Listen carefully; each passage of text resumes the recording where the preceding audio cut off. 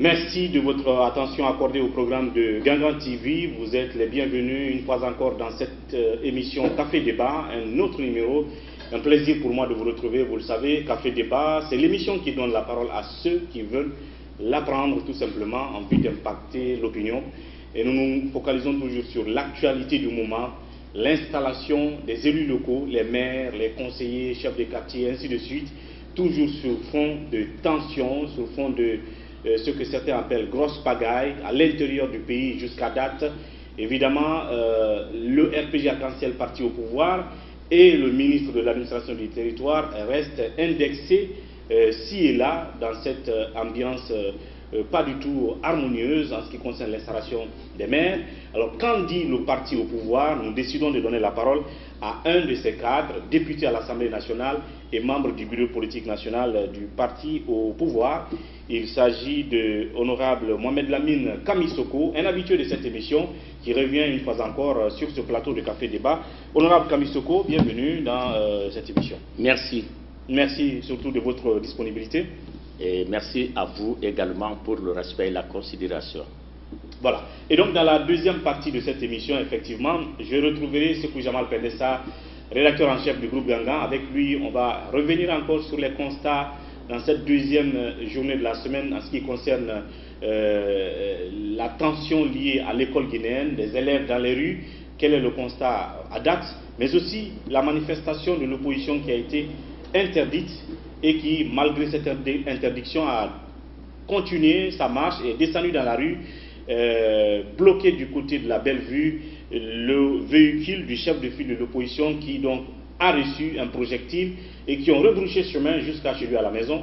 Nous parlerons de cette actualité chaude de la journée d'aujourd'hui, mais dans la deuxième partie de l'émission, évidemment avec notre premier invité, honorable Kamisoko, nous parlerons aussi de cette marche de l'opposition aujourd'hui qui pourtant a été interdite.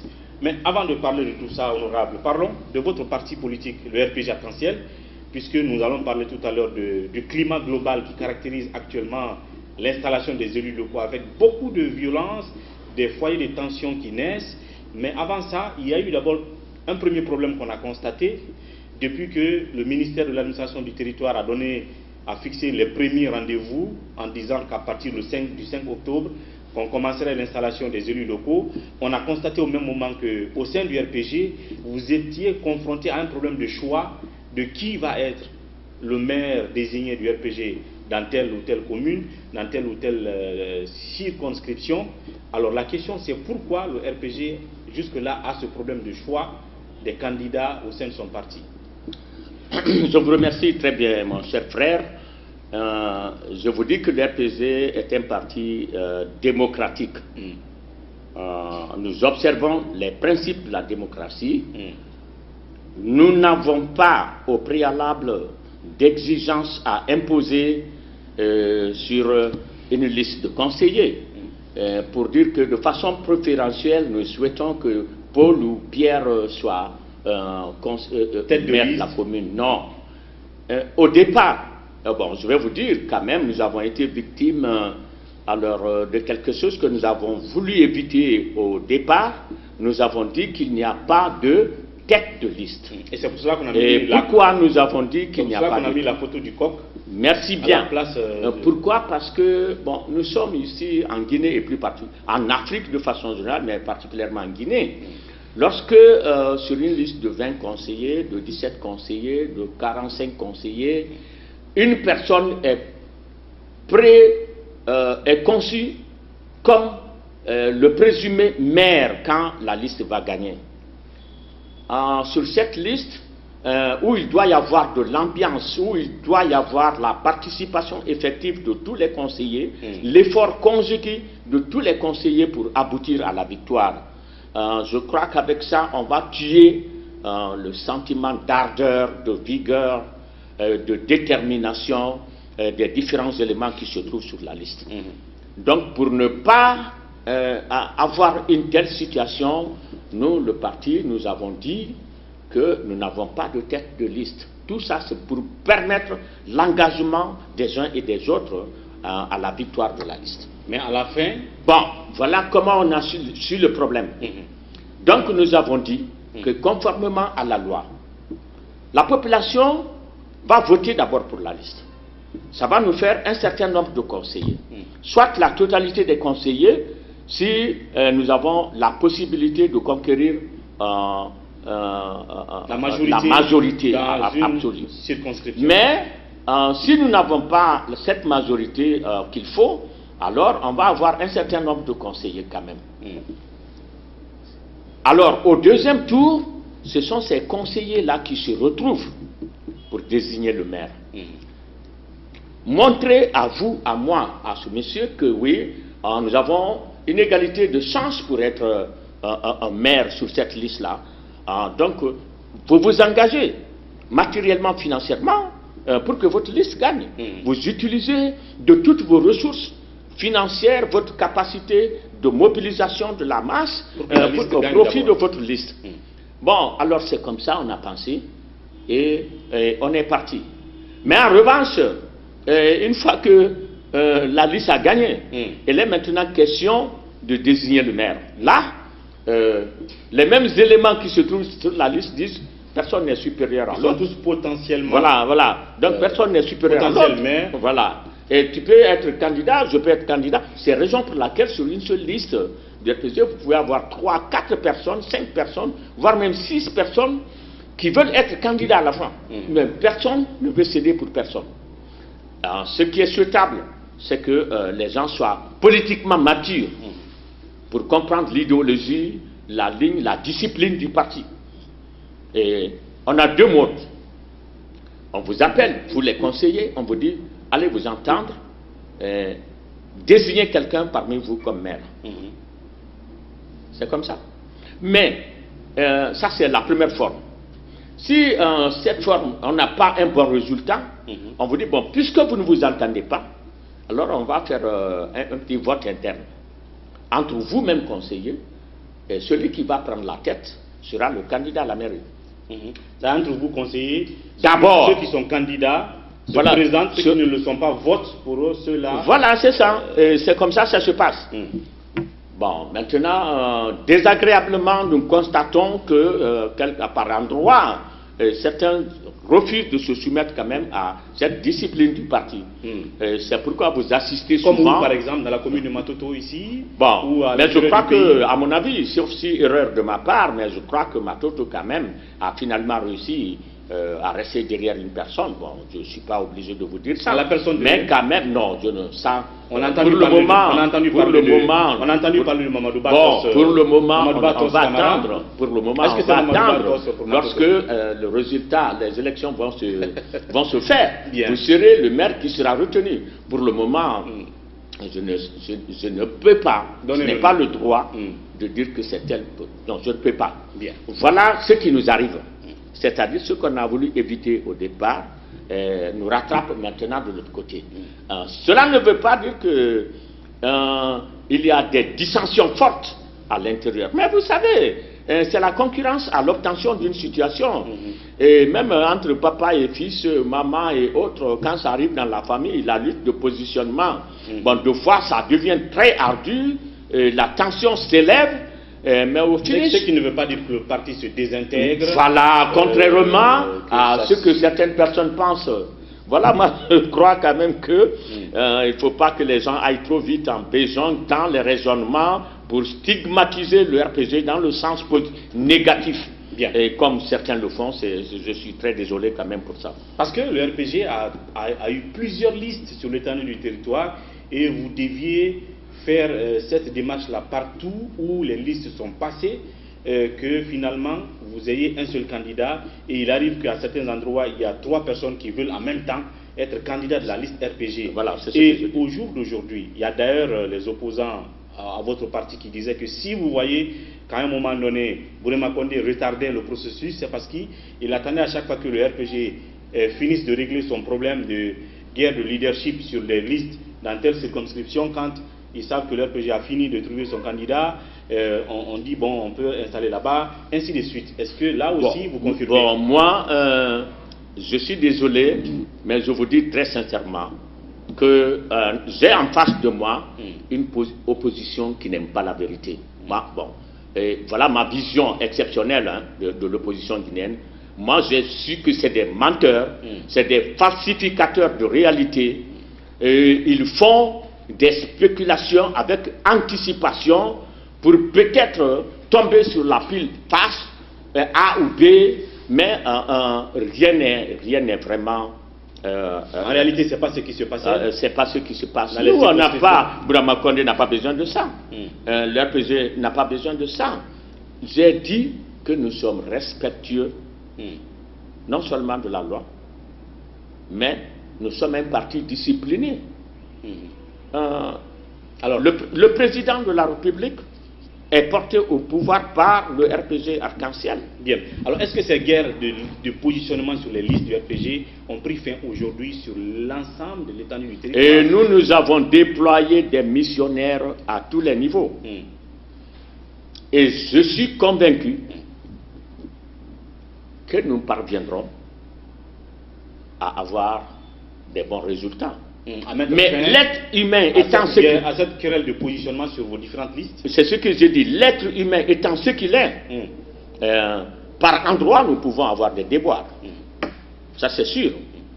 Par rapport à tout ce que je viens de vous dire, à ce qui concerne la course vers l'obtention d'une situation donnée, vous pouvez vous battre pour que votre fils aille dans telle ou telle direction. Il arrive des fois qu'il comprenne la vision de son papa et qu'il dise, bon, je retourne, je respecte la vision du père. Mais si l'obtention de la situation crée une certaine envie, crée un certain pouvoir exceptionnel dans la tête de votre enfant, il risque de vous désobéir. De décider par lui-même. Et en ce moment, vous serez placé devant une autre réalité non souhaitée, non voulue, mais ça peut arriver, ce n'est pas à exclure, ça peut arriver. Mais donc, sinon, nous, RPG... Vous confirmez aujourd'hui qu'au nombre de toutes les circonscriptions où on a déjà procédé à l'installation des conseillers, des élus locaux, que nulle part le processus n'avait été retardé parce que le RPG n'avait pas fini de faire le choix de son candidat. C'est ce que l'opposition dit tout le temps. Vous savez, cette opposition, elle a un caractère égocentrique. L'opposition, quand aujourd'hui une situation leur est favorable, bon, ils acceptent, même si c'est une violation de la loi, ils acceptent parce que ça leur est favorable.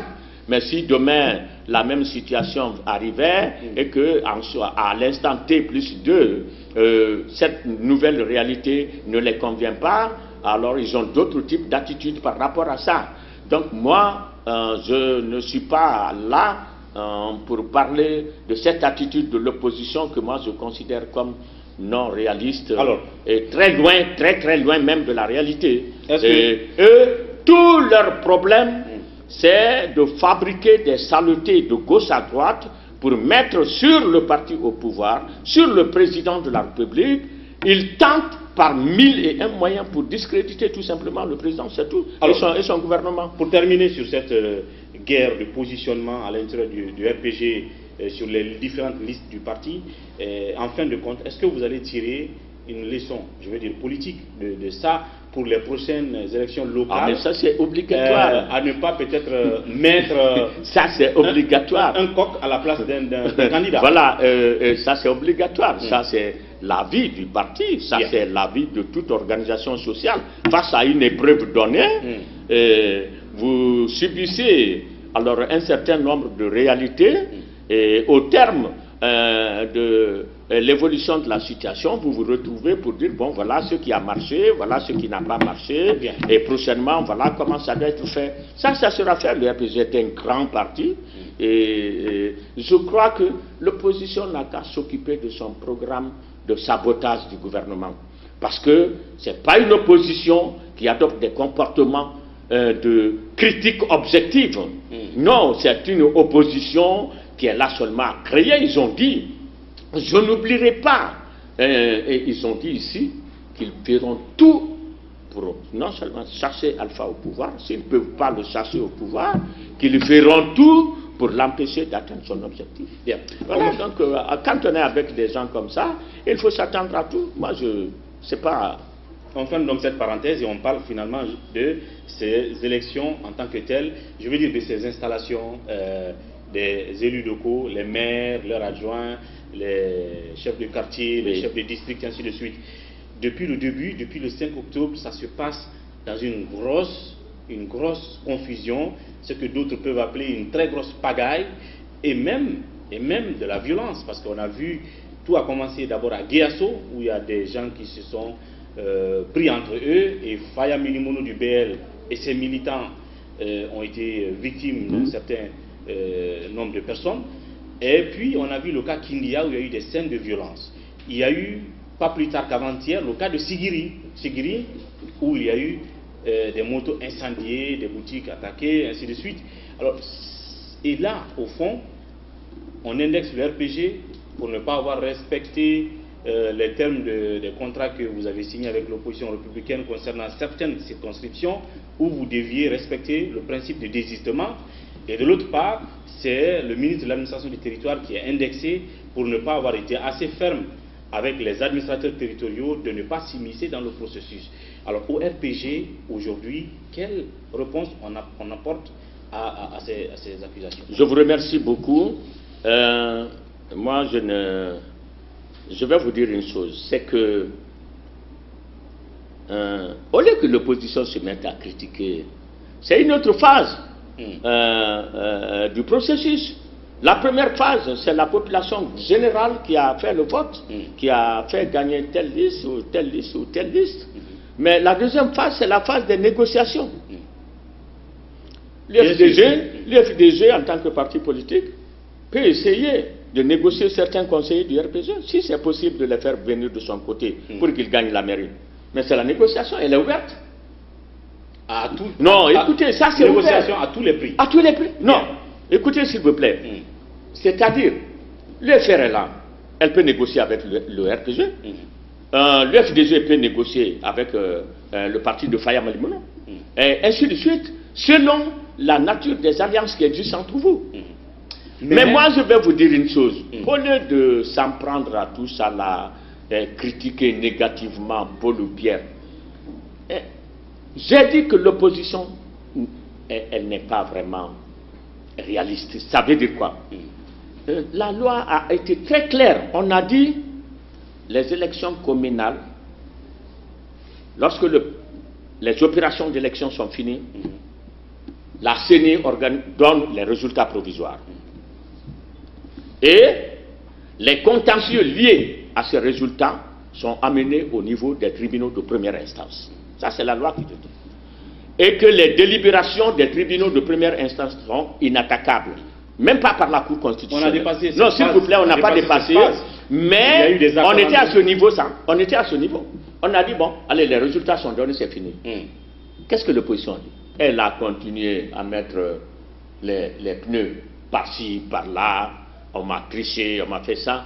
Mais quand l'opposition dit, on m'a triché, le parti au pouvoir, par endroit, nous sommes capables de dire, à Matoto, il y a eu bourrage d'urnes à tel ou tel niveau que nous avons vu, donc nous revendiquons les résultats de ces circonscriptions, là où nous avons pensé qu'il y a eu des irrégularités énormes. Avec preuve à l'appui. Mais si on rentre, avec preuve à l'appui, mais si on rentre dans ça, où on va se retrouver finalement? L'opposition dit qu'elle a été trichée, la mouvance dit qu'elle a été trichée. Honnêtement, où on va se retrouver?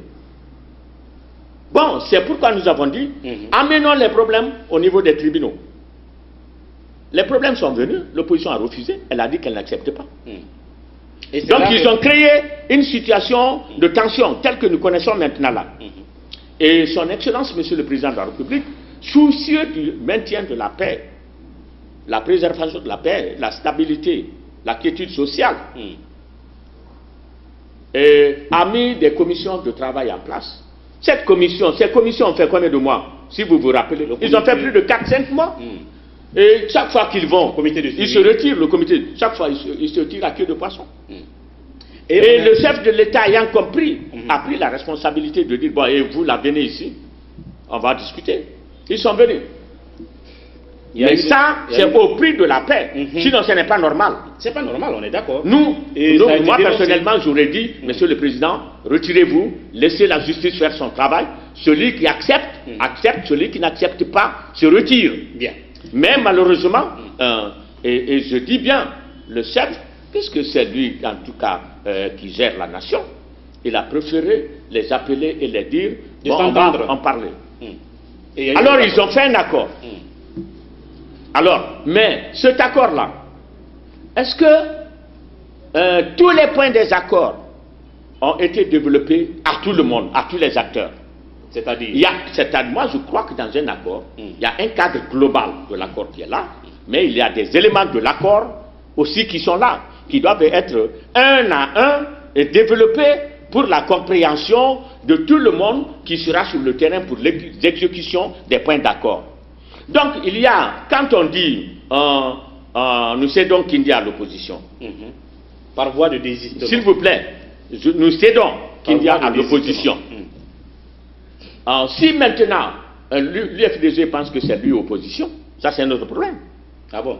Ah oui, l'UFDG est le seul parti politique de l'opposition? Non, il y a plusieurs partis. Alors, maintenant, est-ce que c'est le RPG qui a gagné à Kindia? C'est le RPG qui a dit que... Non, attendez, s'il vous plaît, est-ce que c'est le RPG qui a gagné à Kindia? Sauf que c'est le RPG qui a dit... S'il vous plaît, mon ami, je suis pas la est-ce que c'est le RPG qui a gagné à Kindia?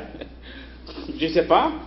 Ah non, non, non, non, ne refusez pas quand même, mon ami. C'est l'UDG de Mamadou Sylla qui a gagné, qui a même une alliance avec l'UFDG. Après le choix là de la... Voilà, après. Mais au moins vous auriez critiqué le RPG. Si c'est le candidat RPG qui avait été élu, vous auriez dit non, vous n'avez pas respecté votre âme. On a dit on donne Kindia à l'opposition. Et maintenant, si l'UFDG s'arrose les titres d'opposition et croire que si on parle d'opposition, c'est lui, ça n'engage que l'UFDG. Mais pour le moment, c'est un parti politique de l'opposition qui a gagné les élections à Kindia. Alors pourquoi? Où est la violation? Donc il n'y a pas de violation.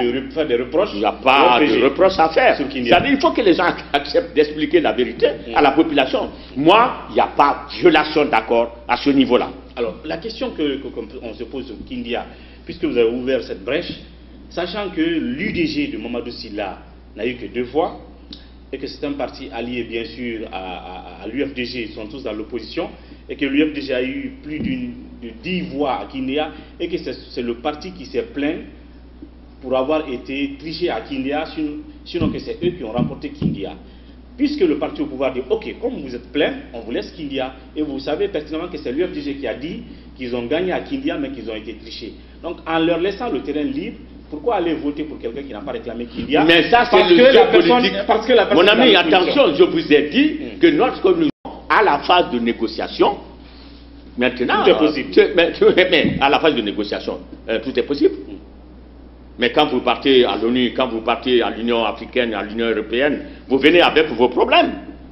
Et puis... Donc d'une manière ou d'une autre, c'est comme si le RPG ne voulait vraiment pas que l'UFDG prenne la tête. Non, mais attention. Il y a des éléments. L'UFDG, d'abord, l'UFDG a été problème de tension à Kindia. Le candidat UFDG, sociologiquement, n'est même pas la bienvenue à Kindia.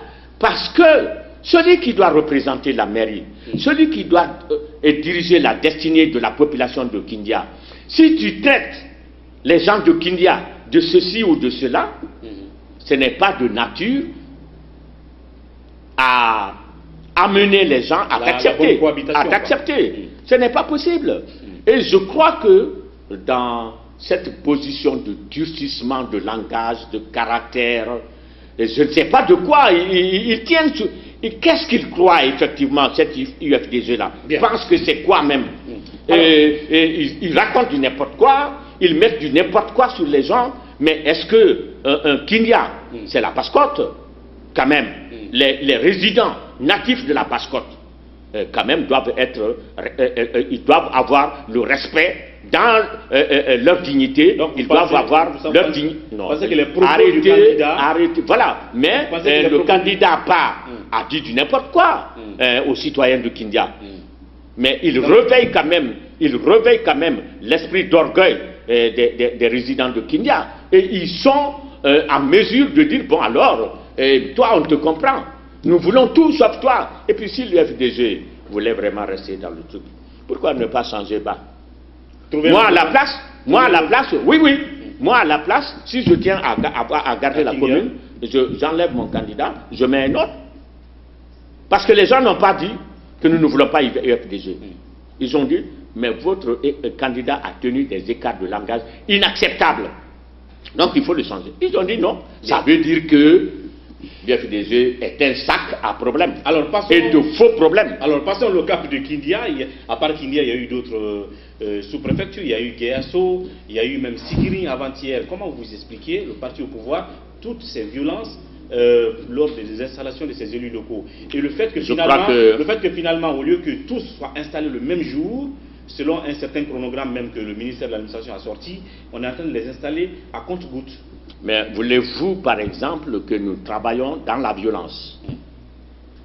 C'est-à-dire, il faut chercher à gérer les choses telles qu'elles se présentent. Et là, les scènes de violence sont voilà. Déjà, hein, c'est vrai, il y en a un peu partout. Moi, je vous ai dit que la proportionnelle n'est pas notre habitude électorale en Guinée.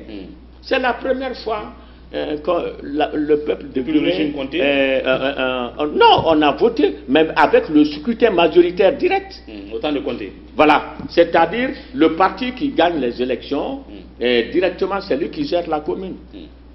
On n'a pas besoin de... Mais les contradictions qui vont exister, qui sont à l'Assemblée nationale, sont les mêmes contradictions qui vont être dans les communes et dans les CRD, les moments, les jours, les mois et les années à venir. Puisque une mairie qui est dirigée à la fois par, comment on appelle, l'UFDG, par l'UFR, par le RPG, par ceci, par cela, vous ne pensez pas que c'est des problèmes comme ça que nous sommes en train de créer? Et comment les mairies vont fonctionner? C'est des problèmes qui sont là. Tout ça, c'est les méfaits de la proportionnelle que nous connaissons maintenant là. Tandis que toutes les violences que nous sommes en train de voir là, on pouvait les éviter si on avait accepté de faire le scrutin majoritaire direct. On ne serait pas là où nous sommes aujourd'hui. Bien. Voilà. Ça, c'est un problème de conception déjà de... Bon, mais les violences par-ci, par-là, il faut s'y attendre, mais il faut essayer de les régler au fur et à mesure que ça se présente.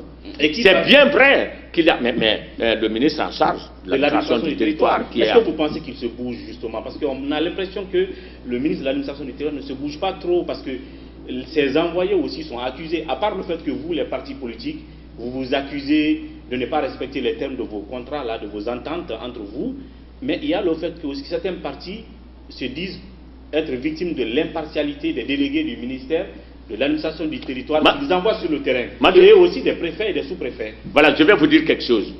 Tout ça là, c'est des mensonges fabriqués pour essayer de mettre le doute, les réserves. Non, moi je vais vous dire quelque chose. On a parlé du cas de Douprou dans Bofa, où on dit que le sous-préfet s'est invité dans le processus et a fait un choix, alors qu'il ne doit pas le faire. Voilà, maintenant, ça, c'est dit par endroit. Mais je vais prendre aussi le cas de Massanta. Les représentants du ministère de l'administration du territoire, la loi dit que les élections s'arrêtent à partir de 18h pile. N'est-ce pas? Pourquoi les représentants du ministère de l'administration du territoire ont accepté de faire les votes à Massanta nuitamment? Pourquoi ils ont accepté? Nous sommes le parti au pouvoir, on a perdu. On pouvait dire non, on n'accepte pas. D'abord, d'ailleurs, les élections se sont passées la nuit, on n'est pas d'accord. C'est votre droit, pourquoi vous ne l'avez pas réparé? Non, s'il vous plaît. C'est-à-dire que c'est pour dire que ce jeu-là, si tu as perdu, il faut l'accepter. Mais ne racontez pas du n'importe quoi sur les gens. Mais vous reconnaissez quand même qu'il y a des délégués du ministère de l'administration du territoire qui vont... bon, je ne suis pas allé, je suis resté à Conakry. J'aime interpréter des situations que j'ai vécues. Bien. Mais ce que je sais, c'est qu'en tant que parti au pouvoir, on pouvait quand même refuser les résultats des élections de Massanta. Parce que premièrement, le premier tour, c'est l'UFDG qui a eu 11. L'UFDG a eu 9. Et puis ainsi de suite. Bon, alors, d'après les trucs qu'on nous a rapportés, que le représentant du ministère de l'administration du territoire qui était là, était favorable à l'UFDG, à ceci. Bon, alors, nous avons dit, dans tous les cas, qu'il soit favorable ou pas, premièrement, il y a eu violation des principes parce que les votes ne doivent pas se tenir la nuit. Mais vous avez les représentants, les résultats de voilà. Mais les représentants du parti étaient là, tout le monde était là. Alors pourquoi vous avez accepté que ce soit ainsi? Ce n'est pas maintenant qu'il faut venir nous rencontrer pour dire qu'il y a tel ou tel problème. Nous avons dit ça. Nous sommes un parti responsable. Et vous avez accepté les résultats. Et nous n'avons rien dit. De Macenta. Voilà. Alors, donc, pourquoi, qu'est-ce qui les empêche d'accepter des choses quand non, c'est-à-dire arrêter de faire les yeux d'enfant. Ça, c'est des yeux d'enfant. Et moi, je ne suis pas partant pour des cas comme ça. Alors, pour terminer ce sujet, l'opposition, je l'ai dit tout à l'heure, a manifesté aujourd'hui matin. Et la raison de leur manifestation, malgré qu'elle a été interdite, c'est que l'installation des élus est en train de se faire aujourd'hui dans le désordre et dans le non-respect des termes des ententes. On ne parle plus de loi maintenant, mais des ententes et des accords entre vous. Alors, qu'est-ce que vous aussi, en tant que parti au pouvoir, vous attendez du ministère de l'administration du territoire pour qu'on mette de l'ordre dans le processus, pour ne pas qu'on aille à d'autres violences plus graves que ce qu'on a connues jusque-là à Guéasso, à Kindia, à Sigiri avant-hier et d'autres localités? Si nous avons des formations politiques patriotes qui veulent travailler exclusivement pour l'intérêt de notre population, et la mouvance et l'opposition, au terme, à la sortie de ces élections, nous devons accepter de nous retrouver pour tirer les leçons. Mais au bénéfice de la paix, de la quiétude sociale, à cette phase-là, nous devons arrêter. Vous ne pensez pas qu'on doit arrêter pour mettre de l'ordre? C'est ce que je veux dire.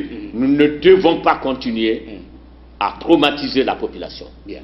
Nous ne devons pas continuer à le faire. Et vous pensez je pense doit arrêter le processus maintenant? Que le gouvernement doit prendre sa responsabilité pour prendre des mesures rigoureuses. On ne peut pas, au cours d'un mois, avoir plus de 3, 4, 5 manifestations de l'opposition. C'est inadmissible, impossible. Bien. C'est impossible. C'est-à-dire que nous voulons mobiliser des ressources intérieures de l'État pour financer certaines activités. Mais lorsqu'il y a paralysie dans les activités économiques et commerciales, la mobilisation de recettes que nous voulons faire ne peut pas se faire. Donc, nous sommes à chaque fois obligés de recourir au financement extérieur. Donc, l'État doit interdire les manifs? Non, on ne peut pas être pour la Constitution, pour la démocratie et interdire les manifestations. Mais quel type de manifestation faut-il accepter? Le rythme et le Et je propose au ministre de l'administration du territoire, désormais, quand un parti politique organise une manifestation, s'il y a mort d'hommes, le parti politique, la commission d'organisation doit être interpellée et traduite devant la justice. Bien. Alors, ça c'est vos souhaits, et par rapport à cela, et c'était là la parenthèse politique. On va finir cette première partie par le secteur éducatif où il y a encore une autre crise. Je l'ai dit tout à l'heure, le SLEG et le gouvernement jusque-là ne se comprennent pas. On est dans le statu quo. Du côté du parti au pouvoir, vous avez, lors de vos assemblées au siège du RPG, vous vous êtes prononcé sur cette crise-là. Vous voyez de la mauvaise foi du côté du SLEG? Bon, mon ami, si je reviens un peu en arrière, cette dissension, elle est née d'abord de la contradiction interne entre le SLEG, c'est-à-dire entre Savané et Souma, qui étaient tous dans les conditions illégales. Souma n'était plus éligible, le mandat était fini. Savané, qui est secrétaire général, son mandat était fini. C'est de là qu'une crise est née entre eux. Et cette crise s'est développée jusqu'à créer la fissure. Souma est parti avec un groupe, alors les autres sont restés avec un groupe. Souma s'est autoproclamé comme nouveau secrétaire général du syndicat. Vous dites autoproclamé ou élu? Autoproclamé comme comme on appelle, comme le nouveau secrétaire général. Une seule organisation syndicale ne peut pas avoir 2 directions, 3 directions.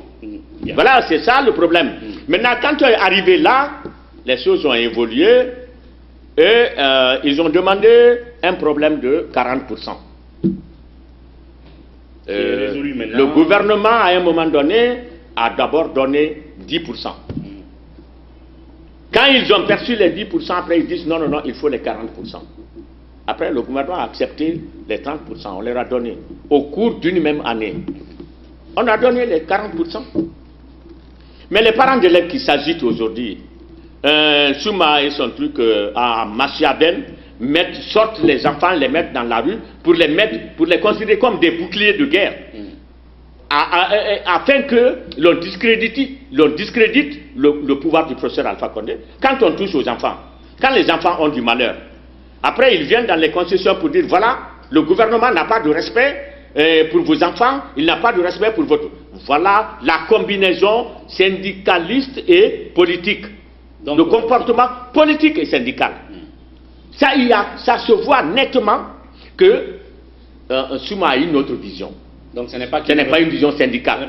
C'est-à-dire si Souma est homme, mais il n'a qu'à se mettre devant, faire la marche, les enseignants qui veulent, ils n'ont qu'à marcher publiquement devant tout le monde. Mais vous avez vu une seule fois un seul syndicaliste devant, sur la scène. Ils ne font que parler dans les radios et dans les coulisses, mais personne ne sort devant. Oui, s'ils sont hommes, ils n'ont qu'à se mettre dans la rue. Oui, mais les enseignants, c'est la grève. Non, maintenant, la grève, elle est constitutionnelle. La grève, la manifestation syndicale, c'est un droit constitutionnel. Personne n'est contre ça. Mais moi, je vous pose une question. Les États-Unis, la France, vous avez vu, au cours d'un exercice, au cours d'une année, une augmentation de 40% dans un pays. Citez-moi un pays qui a fait une augmentation salariale de 40%. Citez-moi un seul pays. Il n'y en a pas.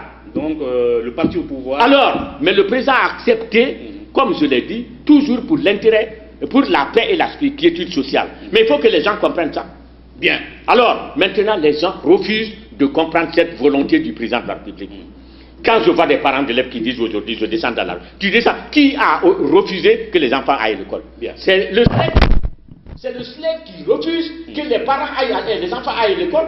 Le gouvernement, pour ne pas provoquer une année blanche, a pris des contractuels, dit bon, puisque je paye les gens là, oui, honorable, je les paye, ils perçoivent les salaires, ils refusent de venir enseigner.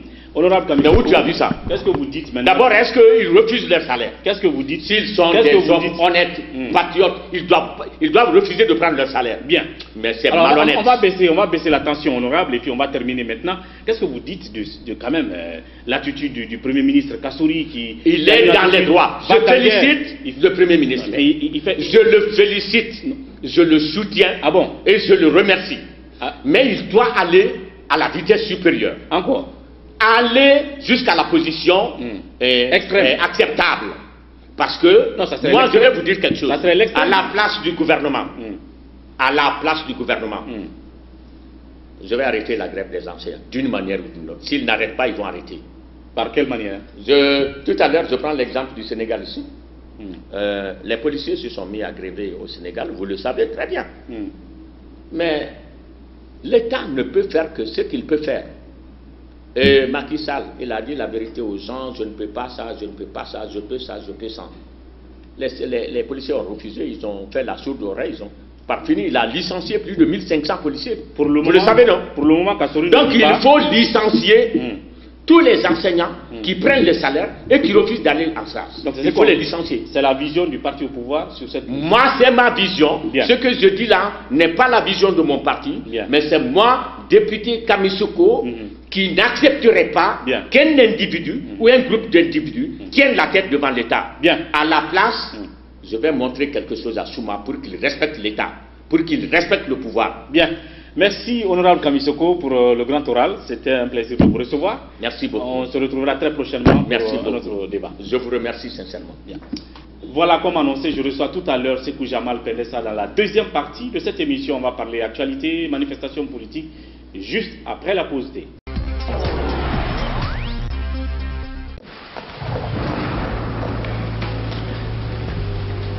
Il existe des choses qui nous donnent la force et l'audace d'aller au-delà de notre imagination.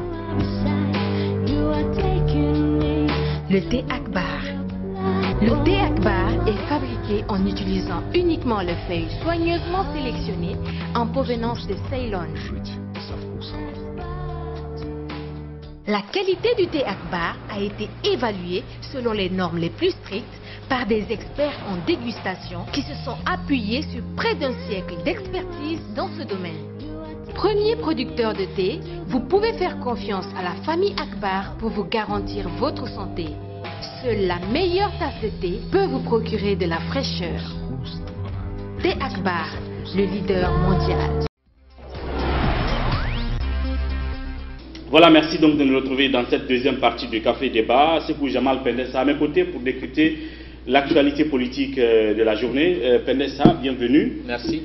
Opposition dans les rues, mais manifestations interdites par les autorités. On a vu ce qui s'est passé aujourd'hui, des barricades, des pneus encore brûlés, mais le cortège, effectivement, du chef de file de l'opposition qui a essuyé des tirs de gaz lacrymogène, son véhicule est atteint par tout ça. Oui, il faut le dire, c'est dès qu'ils sont sortis de chez lui, donc de chez Cellou Dalein Diallo, ils ont voulu, vous connaissiez l'itinéraire indiqué préalablement.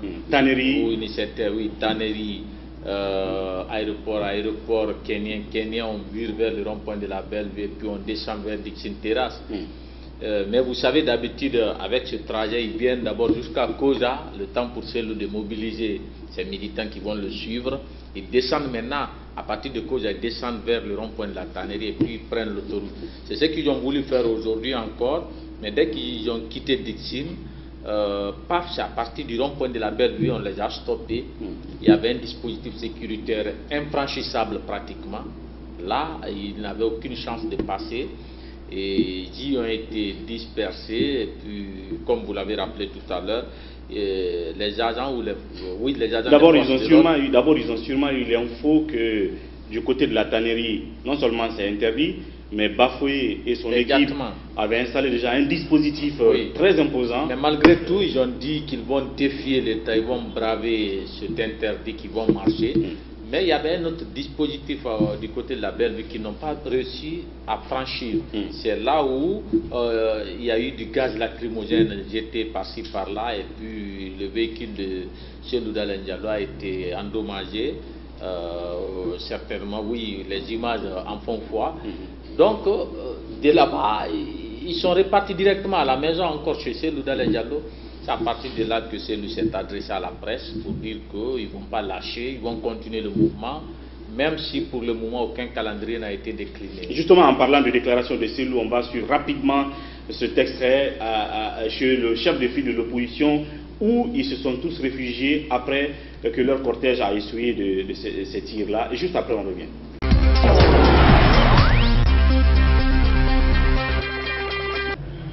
Nous avions signé un accord, vous étiez témoin. L'accord avait été lu et commenté par M. Amadou Damaro Camara. L'accord était signé par le ministre de l'administration du territoire, par le président du groupe parlementaire RPG Arc-en-Ciel à l'Assemblée nationale, et également signé par le chef de file de l'opposition. Ils ont violé systématiquement cet accord. Ils ont commencé par Guéasso, où ils ont refusé l'accès de la salle aux représentants du BL, dont la maison a été calcinée à Guéasso. Ces militants ont été bastonnés devant le préfet, devant les gendarmes, personne n'a réagi. Ils ont répété la même chose à Wende Kenema, où on a sorti les élus de l'UFDG pour entrer d'autres citoyens qui n'étaient pas élus pour la mise en place des exécutifs. C'est de manière illégale et contraire à toutes les bonnes pratiques et à toutes les dispositions légales que ces exécutifs sont en train d'être menés. Nous ne sommes pas d'accord. En clair, vous les rejetez? Non, rejetons, nous avons déjà par endroit saisi la justice. Mais on sait que la justice est inféodée. On ne s'attend pas à grand-chose. Donc il faut qu'on utilise ce recours que constituent les manifestations dans les rues et sur les places publiques. Mais ensuite, comme je l'ai dit, depuis juillet, nous assistons à la suspension de nos libertés, de nos droits prévus par l'article 10 de la Constitution. Donc cette manifestation d'aujourd'hui, c'est contre la violation de l'accord politique, c'est contre la violation du Code des collectivités, c'est contre les velléités du gouvernement de suspendre nos droits et nos libertés tels que prévus par l'article 10 de la Constitution. Attendez, il est important que je rappelle, lorsqu'on a constaté qu'il y avait ces anomalies dans la mise en place des exécutifs, nous avons écrit au président du comité de suivi pour lui demander de convoquer une réunion pour qu'on soit fixé sur les modalités de mise en place de ces exécutifs, ainsi que sur le calendrier. Il n'a pas réagi. Nous avons transmis cette lettre au Premier ministre et on lui a demandé, en tant qu'institution chargée du dialogue politique et social, de provoquer un dialogue pour éviter les conflits, pour que nous nous mettions d'accord sur les modalités de l'application de l'accord et sur les modalités de mise en place justement de ces exécutifs. Ils n'ont pas réagi.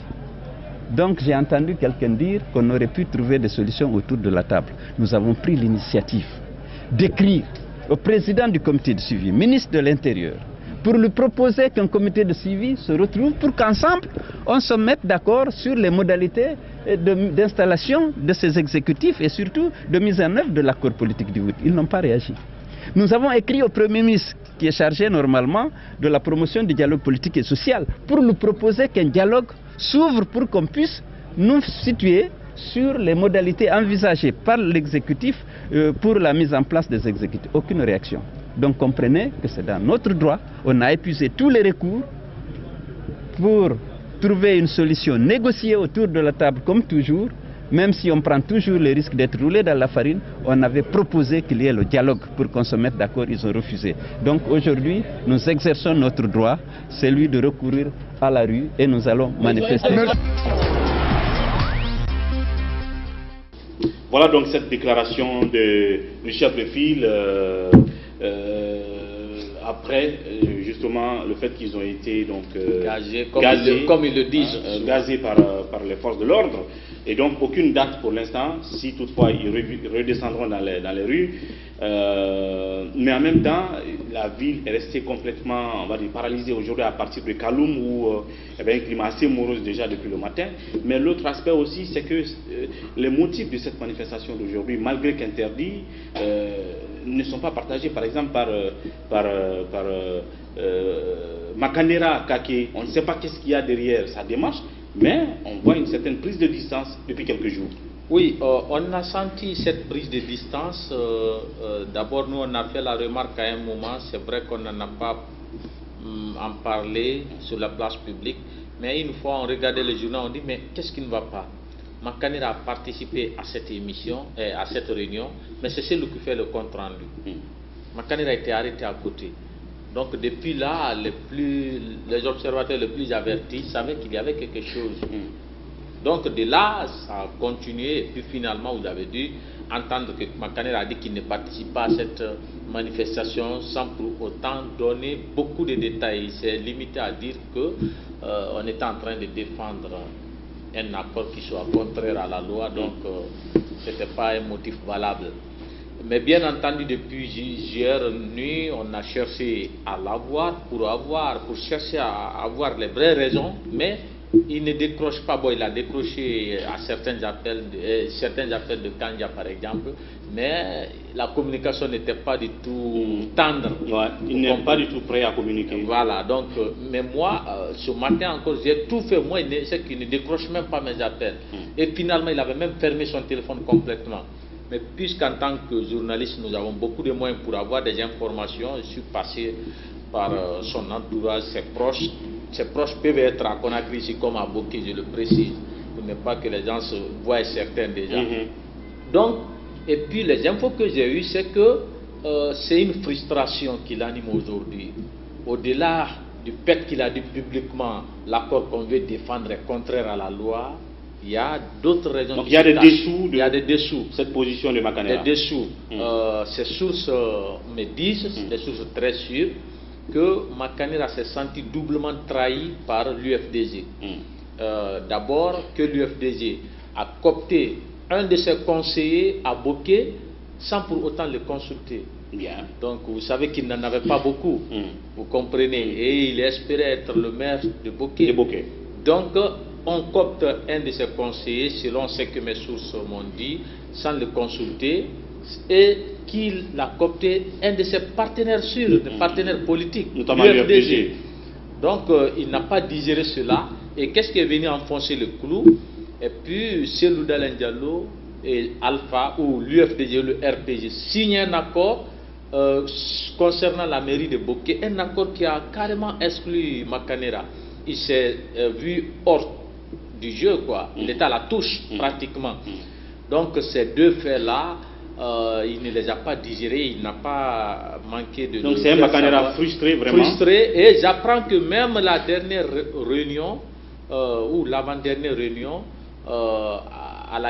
lors de laquelle cette décision de manifestation a été prise, il ne voulait même pas aller.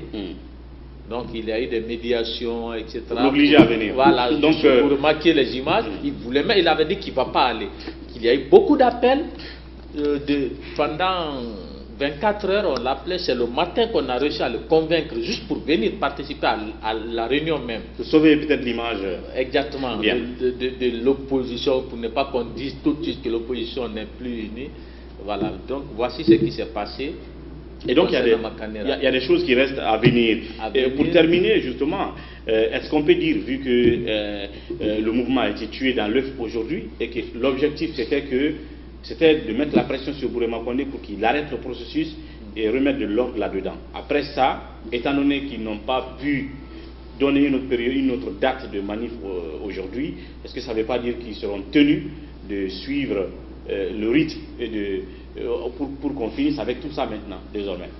Ce qu'il faut dire, ça, c'est pas des informations que j'ai eues, c'est une analyse. Connaissant cette même opposition, c'est que, comme ils l'ont dit, ils vont continuer à manifester, mais ne vous attendez pas à ce qu'ils se retirent du processus. Ils savent pertinemment qu'ils risquent de tout perdre, donc ils vont faire un double jeu. Au même moment, ils mettent pression sur les autorités à Conakry ici, au même moment, leurs représentants participent aux opérations d'installation des exécutifs communaux. C'est ce qui va se passer, vous verrez dans les prochains jours, si en tout cas Bourema Condé n'arrive pas à interrompre le processus. Mais dire qu'ils vont abandonner, qu'ils vont se retirer, ils ne vont pas se le permettre, puisque ce serait c'est-à-dire une perte totale. Vous avez vu ce qui s'est passé à Kindia. Pendant que Abdoulaye Ba a demandé à ses amis conseillers de se retirer, à son insu, ils ont installé tranquillement le maire qu'ils voulaient. Donc ils vont redouter de tels scénarios dans d'autres villes, ils ne vont pas se le permettre. Maintenant, si vous voulez, ce qui m'a aussi intéressé dans cette affaire, c'est les raisons évoquées pour l'interdiction de ces manifestations. Les raisons évoquées par la commune, notamment de Matoto, pour interdire la marche.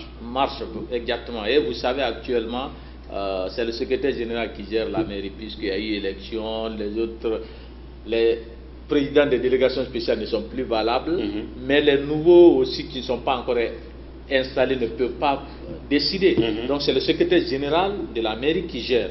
Les raisons qu'il a évoquées, on n'a pas eu à passer l'élément là dans cette émission, mais dans le journal, ceux-là qui ont suivi notre journal, ils ont écouté le monsieur qui a évoqué deux raisons qui expliqueraient leur décision d'interdire cette manifestation, mais c'est des raisons, à mon avis, qui ne sont pas fondées. D'abord, des raisons qui ne sont pas fondées? Pour moi, oui. D'abord, on dit que c'est par rapport à ces problèmes connus dans le processus d'installation des exécutifs communaux, donc des maires.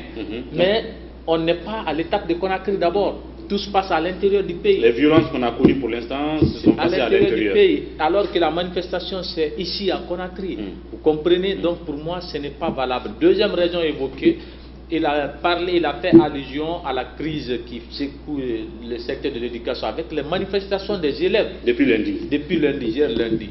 Donc c'est la deuxième raison évoquée, mais au même moment, quand Kandia lui a posé la question, il a voulu le coincer pour dire que mais comment vous pouvez attendre juste à la veille de la manifestation pour l'interdire? Est-ce que vous n'avez pas joué sur les organisations? Il fallait les informer à temps. Il a oublié ce qu'il a dit tout de suite. Il dit non. Nous, on a répondu à leur courrier depuis samedi. Donc l'opposition ne peut pas dire qu'elle n'était pas informée à temps. Ils ont amené le courrier vendredi. Nous, samedi déjà, on leur a répondu. Donc mensonge, puisqu'il a évoqué l'une des raisons sur lesquels il se focalise pour interdire la marche. Il dit c'est la marche, les manifestations des élèves, alors que les manifestations des élèves c'était lundi. Et au même moment il dit qu'ils ont répondu à l'opposition pour interdire leur marche depuis samedi.